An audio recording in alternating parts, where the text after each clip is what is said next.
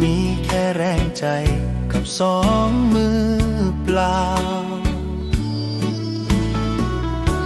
เดินออกจากบ้านมาไกลแค่ไหนไม่มีใครรู้ไม่มีใครเล่า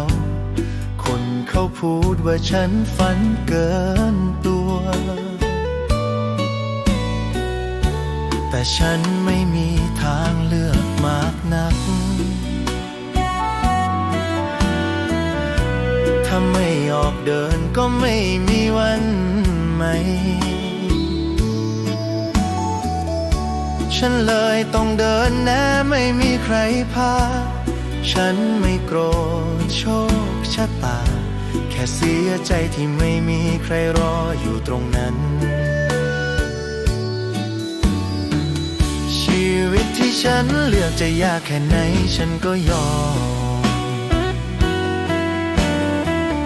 ร้องไห้เงียบอยากกลางดึกดื่นแล้วลุกขึ้นใหม่กับแสงเช้าแม้ไม่มีใครเข้าใจฉันก็ยังเดินทางเดิมเพราะฉันรู้ว่าสักวันชื่อของฉันจะไม่หายไป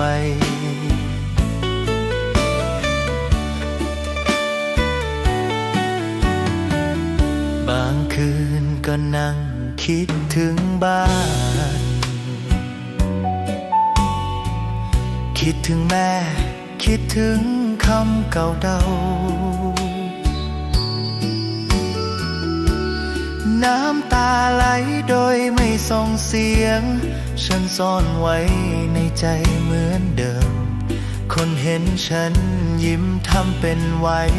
ไม่รู้ข้างในมันหนักแค่ไหนชีวิตไม่เคยสอนให้พักสอนแค่ว่าต้องอดทนถ้าวันหนึ่งฉันต้องแพ้ขอให้แพ้เพราะฉันเดินจริงฉันไม่ขอเงินทองมากมายขอแค่อย่าให้ฉันทิ้งตัวเองชีวิตที่ฉันเลือกคือเรื่องราวของฉันต่อให้ไม่เหมือนใครฉันก็ยังภูมิใจในใจถ้าวันหนึ่งฉันไปถึงขอให้จำไว้สักอย่างฉันไม่ได้ชนะเพื่อโชคแต่เพราะฉันไม่เคยยอมแพ้ชีวิตนี้